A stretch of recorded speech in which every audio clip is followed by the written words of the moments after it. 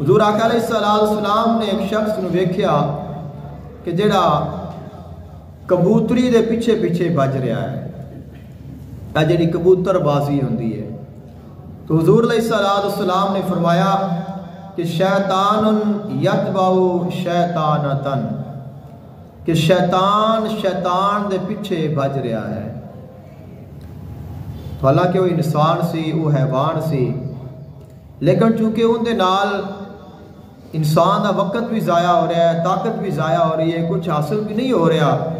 اور ان دے نال اسلام نو کوئی فائدہ بھی نہیں پہنچ رہا، انسان نو خود نو بھی کوئی فائدہ نہیں پہنچ رہا، تو حضور علیہ السلام نے فرمایا کہ اے انسان ہے تو یہ بھی شیطان ہے، اور جانور ہے تو وہ بھی شیطان ہے، کہ شیطان دے پیچھے بج رہا ہے۔ تو دسیا حضور علیہ السلام نے فرمایا کہ ہر کھیل جائز نہیں ہوتا، ہر کھیل ناجائز نہیں ہوتا۔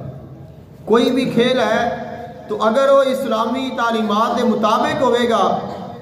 تو پھر وہ جائز ہوئے گا، اور اگر وہ اسلام کے مخالف اس میں عمل ہوئے گا تو ناجائز ہوئے گا۔ لیکن یہ ہے کہ صرف کھیل ویکھن دے وچ نہ اپنے نماز دی فکر ہوئے، نہ گھر دی فکر ہوئے، نہ کاروبار دی، نہ نوکری دی، تو سب کچھ چھڑ کے صرف بندہ کھیل ہی کرتا رہے، تو فرمایا کہ اللہ تعالیٰ نے تانوں کھیلاں واسطے پیدا نہیں کیتا، اللہ تعالیٰ نے تانوں اپنی عبادت دے واسطے پیدا فرمایا ہے۔